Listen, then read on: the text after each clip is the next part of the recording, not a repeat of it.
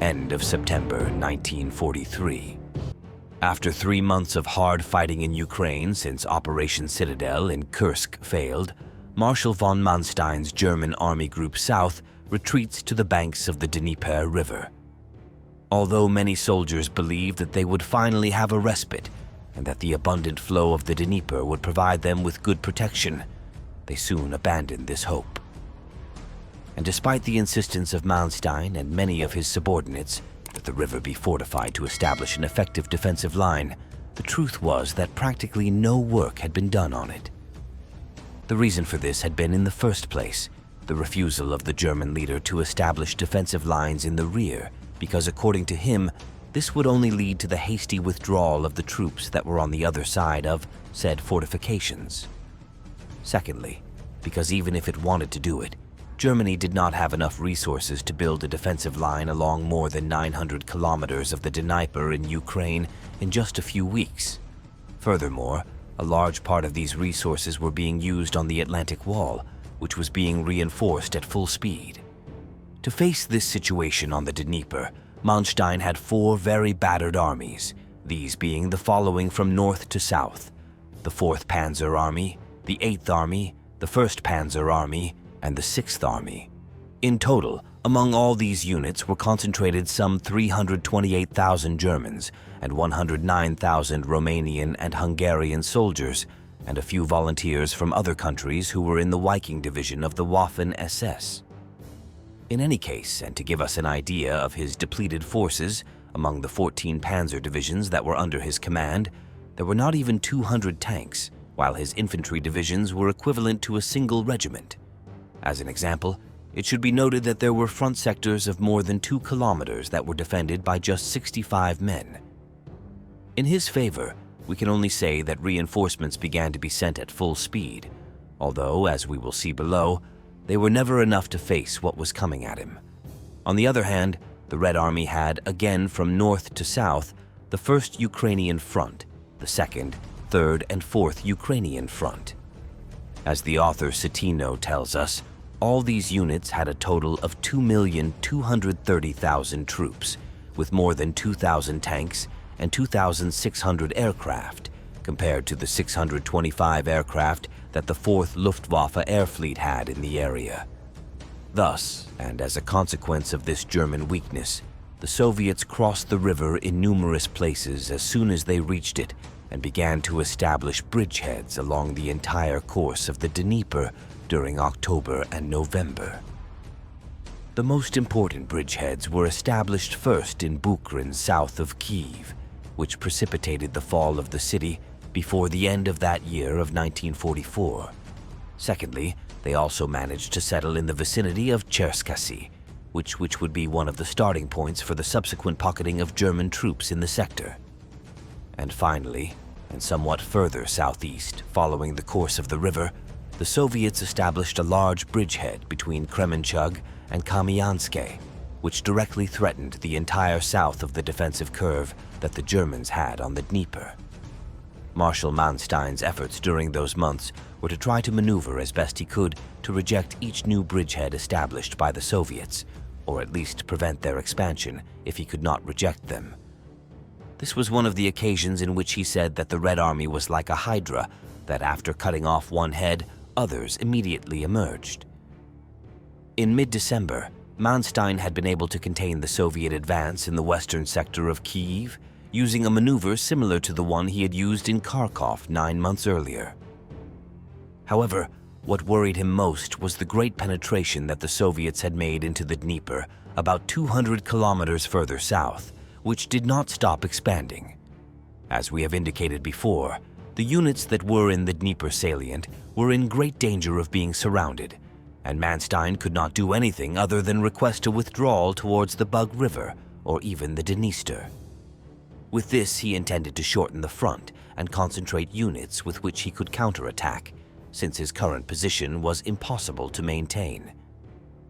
However, the times of the Wehrmacht's large maneuvers were over, and what was now requested was a fierce defense of the terrain without the possibility of retreat. The Soviets were already very close to Romania and Bulgaria, and if they continued to get closer, The German leader knew that they would end up joining Stalin. By the end of the year, Army Group South had been able to be greatly reinforced because it was the most critical sector of the entire front, and they now had about 800,000 troops, which included about 200,000 Allied soldiers. However, the actual fighting force on the Dnieper did not reach 500,000 in total, as some of those men were in Crimea. So, they did not have many options to resist the enormous onslaught that the Red Army had prepared for them with more than 2 million troops. The first major offensive of this phase began on December 24th with General Vatutin's 1st Ukrainian Front, which attacked the 4th Panzer Army in the vicinity of Kiev. Manstein's reaction was to order a flank counterattack against Vatutin's army, but General Raus, who was the commander of the 4th Panzer Army, did not have enough troops to do so. Thus, the Soviet advance continued, taking the cities of Korsun on December 29th and Zhytomyr on the 31st. In a few days, the 1st Ukrainian Front managed to open a gap more than 200 kilometers wide, while the German forces in the sector irremediably succumbed. Manstein attempted to send as many troops as possible to reinforce the 4th Panzer Army, having to take them out of the 1st Panzer Army that was further south. However, this measure was not very effective because the Soviets had another blow prepared right in the sector, which the German Marshal had just weakened.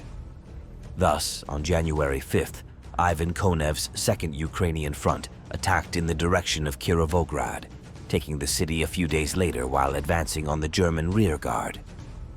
Just one day before this attack, Manstein had taken a plane to Hitler's headquarters in East Prussia, where he made several requests to the German leader. First of all, Manstein asked to abandon the salient that had been formed in the Dnieper curve and retreat to another more favorable position, in which we can understand that he was referring to the Bug Line. Secondly, the Marshal also asked for the abandonment of Crimea, where General Erwin Janecka's 17th Army was located, whose battle for the peninsula would come 4 months later, as we recently analyzed on the channel. In any case, Crimea was isolated and therefore lost, so Manstein requested to withdraw the more than 200,000 troops who were there to defend the new defensive line that he wanted to create practically already on the Romanian border. And finally, Manstein requested the appointment of a supreme commander for the Eastern Front, who would be capable of effectively coordinating the defense of the entire front without interference from the German leader. For this position, Manstein himself volunteered. After a long discussion, Hitler ignored all of Manstein's requests and ordered him to return to his command post and resist without retreating. When Manstein returned to Ukraine, the situation was much more chaotic than when he had left it a few days earlier. Basically, Konev's troops were advancing unstoppably after having taken Kirovograd, and now they were threatening to surround a large German contingent in the vicinity of Cherkasy. Thus, given this opportunity, the Soviets began their attack both to the north and south of said position on January 17th, and on the 24th they managed to close the pocket, trapping some 60,000 Germans in it. During the days in which the Soviets were closing the siege, General Hans Hube, commander of the 1st Panzer Army that was in that position, requested again and again to be allowed to withdraw. However, the request was rejected by the German leader, who was determined to resist. Once the siege closed on this unit, Manstein put all his efforts into freeing these troops and organized a rescue group with up to 5 armored divisions, including the elite Waffen-SS division Leibstandarte.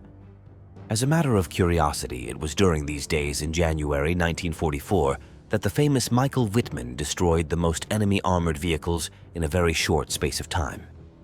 This led to him being awarded the Knight's Cross on January 14th. In any case, and although this rescue went well, the wear and tear for the Germans was total.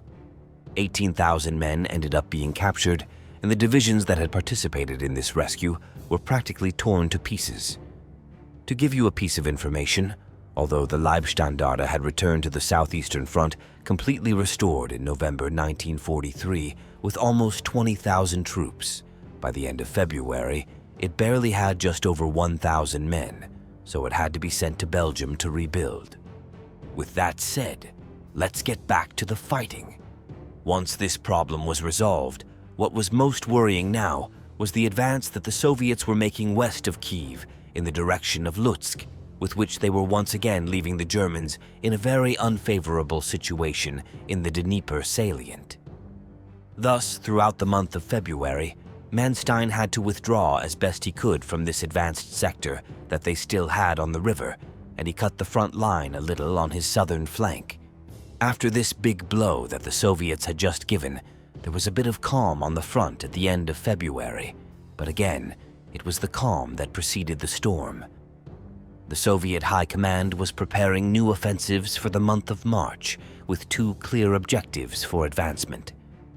The first consisted of attacking from the southwest of Kyiv in the direction of the Carpathians, and the second consisted of another major attack from the Dnieper salient in the direction of Odessa. This series of operations began on March 5th, when the 1st and 2nd Ukrainian fronts attacked in the direction of the Carpathians, advancing unstoppably to the city of Chortkov, which they took on March 23rd. With this action, the Soviets divided Army Group South in two, practically cutting off its communications. This caused a few days later, the group was reconfigured into two, renamed Army Group Ukraine North and South. During this action, again, the 1st Panzer Army, which was trying to prevent the army group from being cut off, was caught in the middle of the Soviet avalanche and was surrounded east of Chortkov. However, he was able to fight until April 10th, when General Hube managed to leave the encirclement and connect with the newly named Ukraine North Army Group. There he was able, together with his old friend, the 4th Panzer Army, to consolidate defensive positions east of the current city of Leopolis. Officially, this fragmentation of Army Group South was what led to the dismissal of Marshal von Manstein on March 30th, 1944, who did not hold any military position again during the rest of the war. In any case, while this was happening east of the Carpathians, further south, the situation was not much better. After the attack of the 3rd Ukrainian Front at the beginning of March, the German 6th and 8th Armies had been forced to retreat to the Bug River, despite Hitler's refusal. However, they could only last a week on its shore, and were once again forced to retreat westward on March 28th. The Soviet attacks continued, and by April 6th, they had reached the Dniester River after having surrounded Odessa. The city ended up falling 4 days later, while the Red Army troops began to enter the Romanian border. And if that were not enough, while this was taking place on April 8th, the 4th Ukrainian Front began its attack in Crimea, taking the city of Sevastopol a month later. Thus, in approximately 4 months, the Red Army made its way through western Ukraine in an advance of about 400 kilometers, in which they delivered one of the most powerful blows of the entire war. Despite the heavy casualties suffered, estimated at 1,100,000 troops and more than 4,500 tanks, the Red Army managed to regroup, and just 3 months later would begin the enormous Operation Bagration. The Germans, for their part, suffered the loss of some 250,000 troops, as well as the weakening of the rest of their fronts, both in France and in the Center Army Group itself, which in total had to send some 34 divisions to this sector in their attempt to reinforce it. Thus, this had strong repercussions when, in June, both France and Belarus were attacked, and in these positions, the Germans were short of troops. And last but not least, this chaotic situation led to the total weakening of the alliance that Germany maintained with Romania, which finally collapsed when, in August 1944, the Soviets resumed their offensive in the area.